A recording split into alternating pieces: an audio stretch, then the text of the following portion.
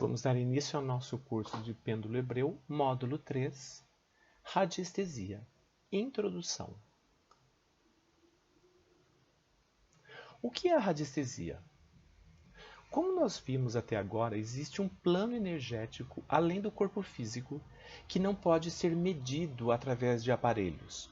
É necessário, antes de mais nada, ser percebido ou sentido. A sensibilidade de perceber radiações sutis do entorno, como o caso da aura, que nós já estudamos no módulo 2, chama-se radiestesia. O termo, que provém do grego radius, radiação, e do latim aesthesis, sensibilidade, todos os corpos emitem radiação na forma de onda, vibrações o tempo todo.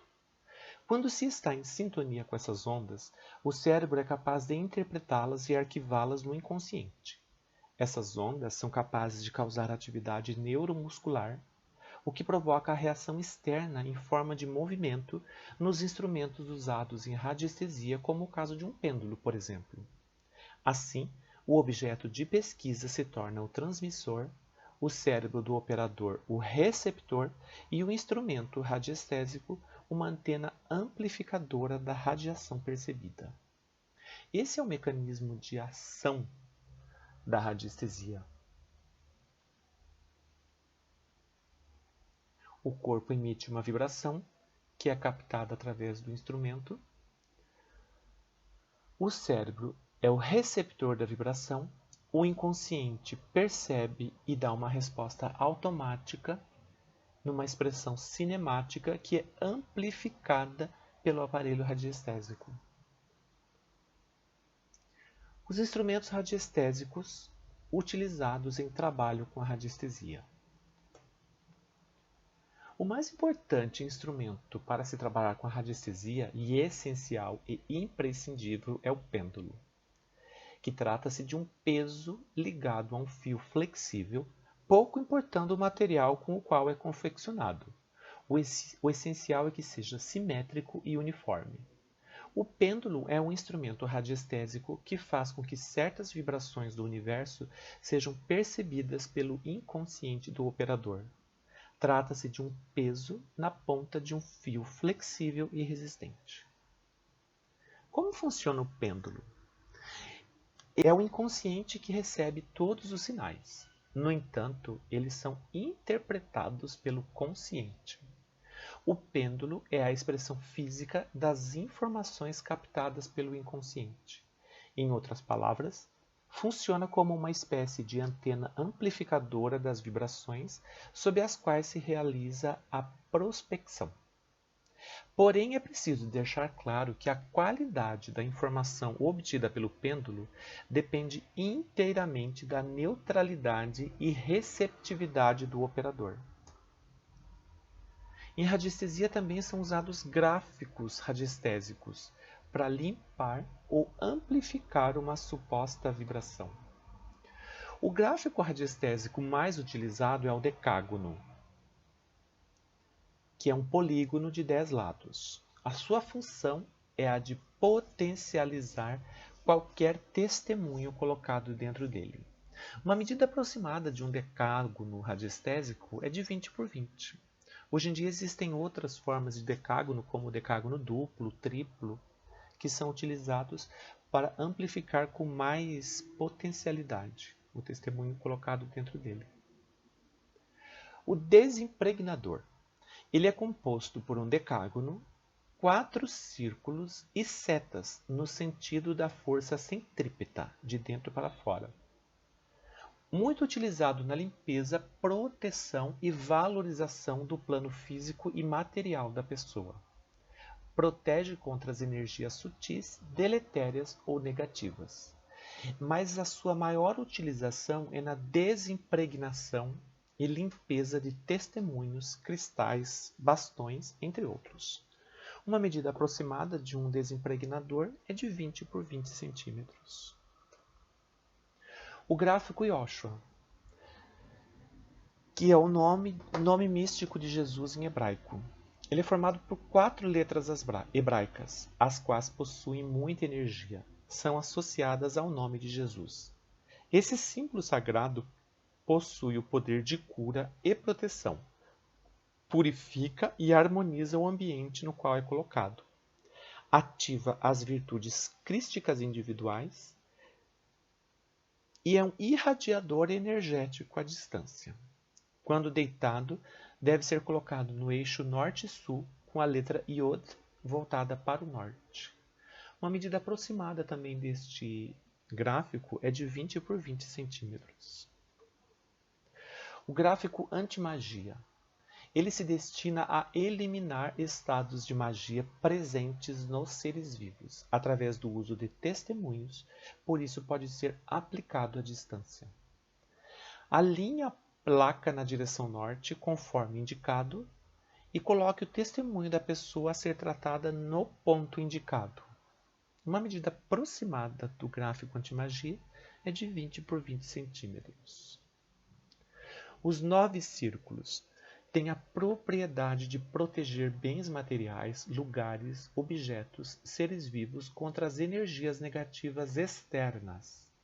A distância pode ser utilizado. Basta usar uma pedra de cristal de quartzo ou qualquer outra pedra relacionada ao trabalho em andamento. Para trabalhar com ele, o testemunho deve ser colocado no centro, juntamente com um cristal de quartzo. Uma medida para se trabalhar com esse gráfico é de 20 por 20 centímetros. O Vesica Piscis é a área resultante da superposição de duas circunferências com os centros tangentes. Essa forma de peixe é uma das fontes de referência a Cristo, da união entre o céu e a terra, entre o Criador e a criação.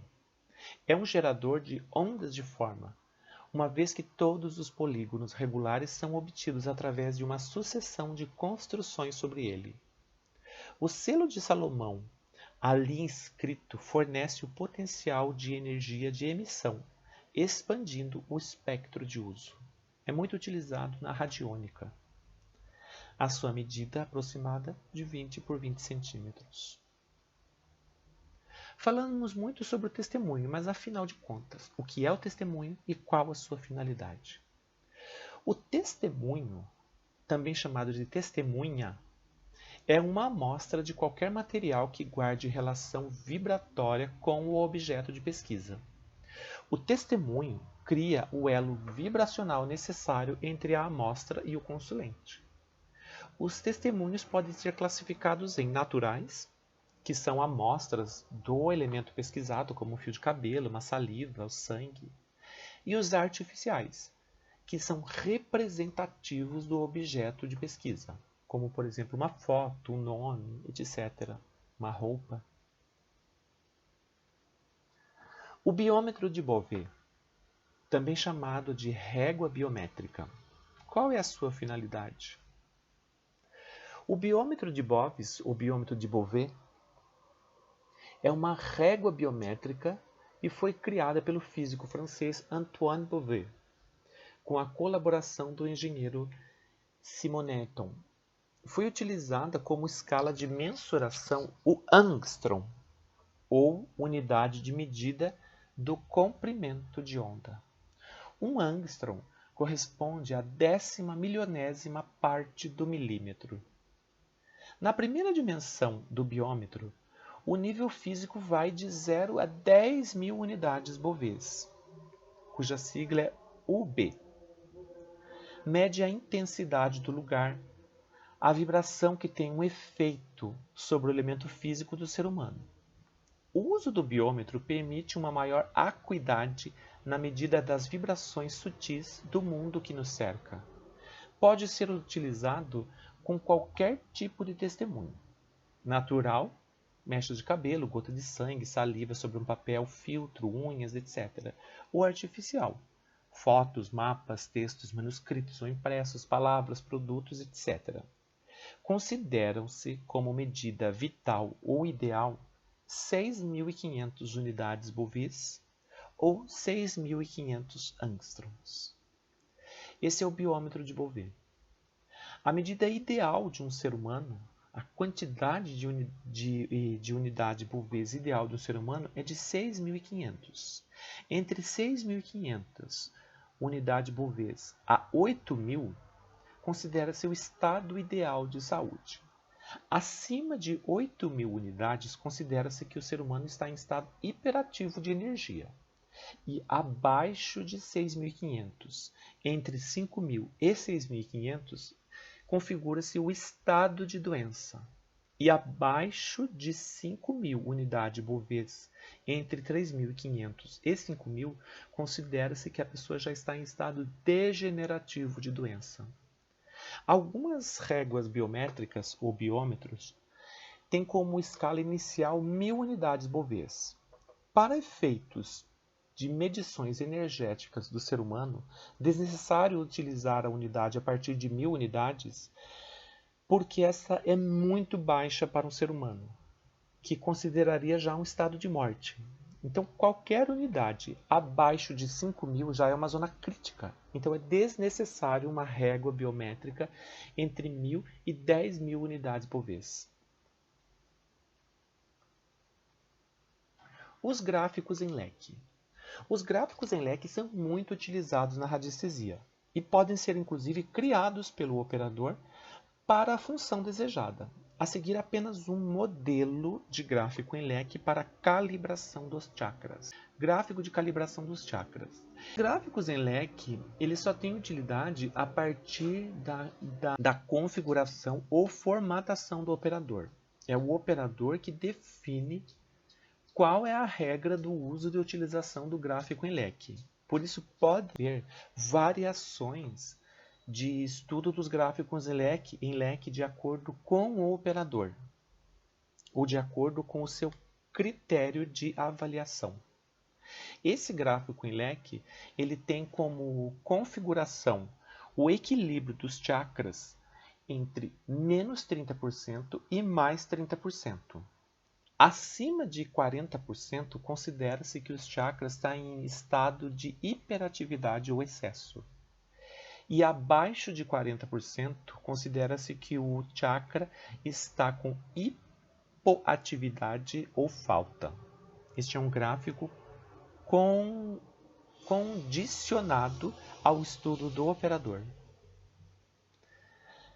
Mas uma aplicação prática da radiestesia nos trabalhos com a energia humana. Por exemplo, a aura. A teoria da aura pressupõe que cada objeto ou ser está envolvido num campo de energia magnética que permite a influência recíproca de outras energias presentes em seu ambiente imediato. A harmonia e o equilíbrio de cada ser, seu grau e qualidade podem ser avaliados observando-se a sua aura. A aura pode ser vista como uma emanação multicolorida, estratificada e ovalada que rodeia o sujeito. Sua aparência, forma e tamanho determinam, entre outras coisas, o estado de saúde do indivíduo. A aura possui 4 características fundamentais. A atração, que é a capacidade de atrair pessoas ou situações de acordo com o seu nível vibracional. O que isso quer dizer? Quando você está com a vibração baixa, você atrai pessoas com vibração baixa. Quando você está com a sua vibração alta, você atrai pessoas com vibração alta.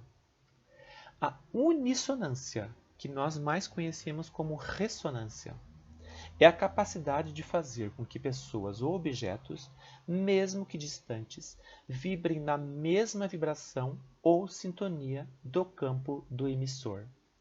Isso é muito utilizado nos trabalhos com a radiônica e também com o Reiki. Através do uso de um testemunho ou simplesmente pela canalização energética, é possível transmitir a longa distância a vibração que eu quero emitir. A repulsão é a capacidade de afastar pessoas ou situações de acordo com o seu nível vibracional. Isso é o oposto da atração. Isso quer dizer que quando você está com vibração muito alta, você expulsa pessoas com vibração muito baixa. E quando você está com a vibração muito baixa, você repulsa pessoas com a vibração muito alta. E a ativação que é a capacidade de ativar o campo vibracional de outras pessoas, despertando sentimentos e sensações. Mas quais são as energias do entorno que afetam a aura e que podem ser detectadas através da radiestesia? Existem várias energias que circundam o ser humano. As energias celestes, que vêm do Sol e da Lua, energias psíquicas, que vêm através de pessoas do nosso entorno, espirituais, que podem vir através de seres desencarnados ou seres de outros planos, a eletromagnética, que está ao nosso redor através de aparelhos eletrônicos e emissões de ondas, as energias de forma, que são emitidas através de aparelhos, através de frequências de onda, através de pedras, de cristais, de objetos do nosso entorno e até mesmo da forma dos ambientes em que nós vivemos. E também a energia telúrica que vem através do solo. Mas quais são as energias nocivas ao ser humano e à aura? Dentre essas energias que podem afetar a alma do ser humano, podemos destacar para o nosso estudo a geopatologia, que são energias telúricas, como veios d'água, linhas magnéticas, que também são conhecidas como linhas de Hartmann, linhas de Ley, entre outras. O campo eletromagnético, que são as ondas artificiais geradas pelo excesso de aparelhos eletrônicos da vida moderna. A magia ritual, que são atividades conscientes com o uso de entidades para afetar outra pessoa com intenção geralmente maléfica. O mal-olhado, que é uma atividade inconsciente, mas de cunho negativo contra outra pessoa. Essa é a diferença crucial entre a magia e o mal-olhado. A magia é consciente e o mal-olhado é inconsciente. E as larvas astrais, que são plasmas energéticos acumulados em ambientes com energia negativa muito densa. Miasmas, que são as tendências energéticas ou predisposições a doenças. Observação. Pode haver muitos outros fatores dependendo da tradição que a pessoa siga. Com o pêndulo hebreu, trabalham-se especificamente com esses aspectos.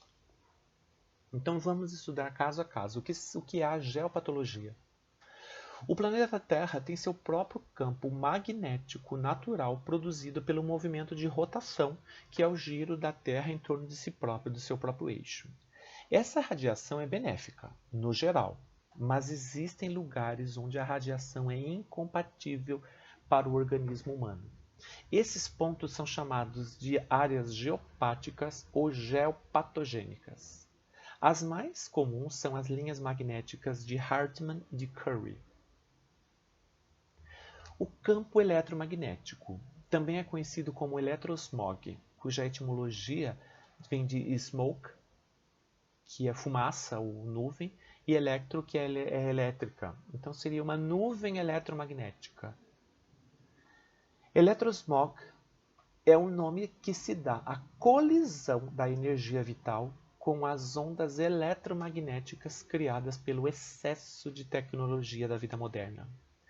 O eletrosmog aumentou absurdamente nos últimos anos com o surgimento da tecnologia e pode ser muito perturbador, causando distúrbios como os distúrbios do sono.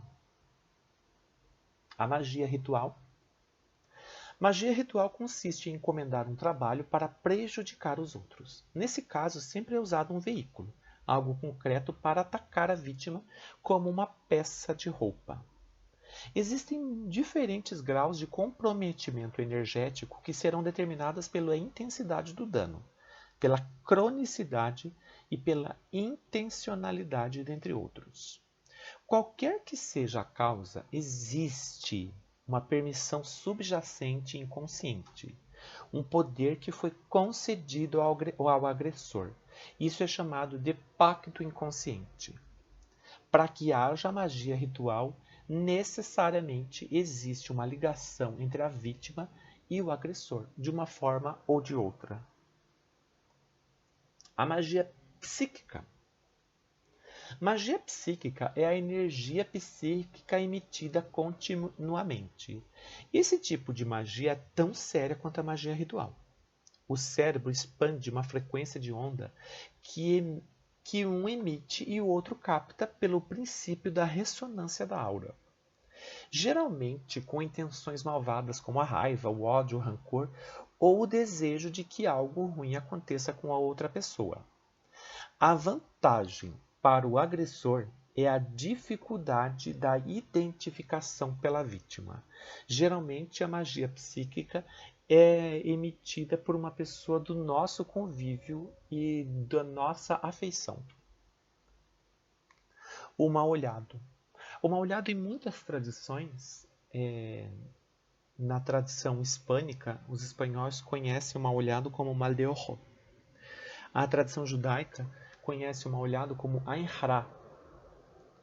E na tradição americana é conhecida como Evil Eye. O mal-olhado pode ser definido como uma descarga energética negativa que tem efeito indesejável na vida da pessoa que dele é vítima. Sabe-se que algumas pessoas são capazes de produzir mal-olhado sem querer, simplesmente porque tem muita força negativa em seus olhos. Segundo a tradição, os mais suscetíveis a serem alcançados pelos efeitos do mal-olhado são os bebês. Na cultura brasileira, o mal-olhado é conhecido como olho gordo ou seca-pimenteira. Por isso é recomendado não ficar exibindo as suas conquistas pessoais. O mal-olhado também é confundido com a inveja. As larvas astrais. Larvas astrais são formas muito densas criadas pela mente, através de um conjunto de palavras e pensamentos negativos na camada mental da aura e alimentam-se disso. São propícias em ambientes que concentram pessoas com baixa e densa vibração, como é o caso de prostíbulos, baladas, casas de jogos, cassinos, cinemas pornográficos, aglomeração de usuários de drogas, presídios e lares onde há muita briga, vibração negativa, onde impera o ódio, a desavença, o remorso, a culpa, e também onde é proferidos muitas palavras de baixo calão, ou os palavrões. Para que se formem, são necessárias 3 substâncias ou elementos essenciais para que possam subsistir. Ou seja, uma substância orgânica, também chamada de eflúvios, ou corpos orgânicos, como saliva, bebida, esperma, urina, sangue. Uma forma aparente, que é chamada de forma de desejo, que é a intenção do emissor, e principalmente a energia vital, geralmente de quem a criou. Sem uma dessas 3 formas, as larvas astrais não podem subsistir. E os miasmas? Miasmas são tendências energéticas que predispõem o indivíduo a manifestar uma determinada doença. Os miasmas representam um conceito totalmente diferente no mecanismo causal das doenças. A doença propriamente dita não é um miasma. Os miasmas são a alma do agente etiológico ou sua energia armazenada no corpo sutil, na aura, particularmente nos corpos etérico, emocional e mental, e em menor grau no corpo astral. A teoria miasmática foi suprimida pela teoria microbiana em 1890 por Robert Koch, que descobriu a bactéria o Bacillus anthrax, que era o causador do anthrax. Os miasmas podem se manter em estado de dormência no corpo sutil e na aura durante longos períodos.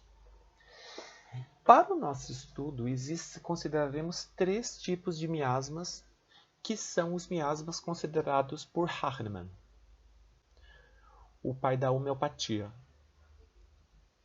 O miasma psora, relacionado de alguma maneira à psoríase e a problemas com a pele. O miasma cicótico, que era o causador da gonorreia. O miasma cicótico é associado a doenças reumáticas nas articulações e distúrbios na região pélvica e no sistema digestivo. E o miasma sífilis, que é o causador da sífilis e muitas vezes associado à loucura. Remédios vibracionais permitem atuar sobre as tendências miasmáticas para a doença, antes que ela se manifeste no corpo físico. No passado, os remédios homeopáticos foram usados no tratamento de miasma com grande eficácia. Vamos falar um pouco sobre a radiônica, porque ela é uma das formas de tratamento dos distúrbios energéticos da aura. Mas o que é a radiônica? É a utilização de instrumentos para a transmissão de novas informações vibracionais de cura. Um instrumento radiônico pode ser definido como um sintonizador de informações vibracionais, não detectáveis através dos meios usuais, que utiliza da percepção extrasensorial do operador para mapear o campo energético do elemento pesquisado. O instrumento radiônico trabalha em conjunto com a mente do operador, amplificando a sua percepção mental. Um aviso: devemos ter em mente que a radiônica é um sistema de cura vibracional. Então, sempre que utilizarmos a palavra cura, estamos referindo à cura no campo energético. A radiônica pode ser utilizada para tratamentos. Instrumentos radiônicos atuam através de programações vibracionais nele inseridos. Em outras palavras, radiônica é uma forma de criar programações energéticas e se comunicar com a energia vital através destas programações, diretamente nos corpos energéticos. Uma vez que a programação tenha sido criada, ela será emitida ao receptor de forma ritmada, interagindo com o campo vibracional da pessoa a ser tratada e fazendo com que este aceite o novo conjunto de informações. Como a radiônica trabalha no campo energético, ela pode ser utilizada à distância. Para se trabalhar com a radiônica, é necessário ter conhecimento dos corretores energéticos. Os corretores podem ser os mais variados possíveis, como essências florais, essências homeopáticas, reiki, florais de Bach, entre outras. No nosso caso, trabalharemos com as ondas de forma. Ondas de forma e corretores energéticos. Um corretor em radiônica é qualquer elemento que pode ser utilizado para corrigir um desequilíbrio energético. Os corretores são parte importante no tratamento radiônico, pois é ele que vai irradiar a vibração que vai dar início ao processo de transformação. A irradiação em radiônica é a emissão de ondas de uma determinada frequência vibratória capaz de agir e alterar qualquer tipo de vibração nociva conhecida. As ondas geradas são chamadas ondas de forma ou waves. Um dos maiores estudiosos das ondas de forma foi o radiestesista francês Jean de la Foix, que fazia uso de um pêndulo diferenciado com letras hebraicas nele inseridas para alterar as ondas de forma. De la Foix, em seu livro Ondas de Vida, Ondas de Morte, expressa um profundo conhecimento sobre o funcionamento da energia e do uso da língua hebraica como elemento mobilizador de energia. Este é o espectro das ondas de forma. Geralmente as ondas de forma estão associadas à energia emitida pela pirâmide, nos tons do espectro da luz. O pêndulo hebraico, utilizado por Jean de la Foix, utilizava letras hebraicas para fazer a inversão das ondas de forma negativas. Língua hebraica como waves. Através do uso de palavras no idioma hebraico ou hebreu, juntamente com um pêndulo despolarizado, é possível fazer a alteração do espectro do campo de onda de forma. A radiestesia cabalística se popularizou na Espanha e em países hispânicos, como Chile, Argentina, entre outros. No Brasil, o estudo da radiestesia cabalística nunca foi muito difundido.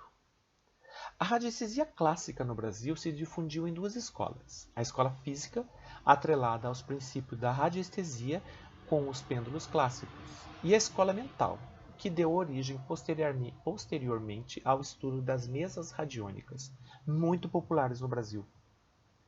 A radiestesia cabalística, com utilização do pêndulo hebreu, pode ser incluída na escola mental. Conclusão. Como vimos, a radiestesia é uma ferramenta utilizada para a detecção de eventuais distúrbios energéticos, como aqueles que podem ser verificados na aura. A radiônica é a ferramenta utilizada para o tratamento dos eventuais distúrbios encontrados através da radiestesia. Nesse contexto, se insere o estudo e a prática do pêndulo hebreu, que é tanto uma ferramenta radiestésica quanto radiônica em um único dispositivo. No próximo módulo, passaremos ao estudo do pêndulo hebreu. Este é uma fotografia de um pêndulo hebreu. Para que a nossa aula não fique muito extensa, vamos ficando por aqui. Agradeço a todos pela atenção. Muita gratidão. Namastê. Até o nosso próximo módulo.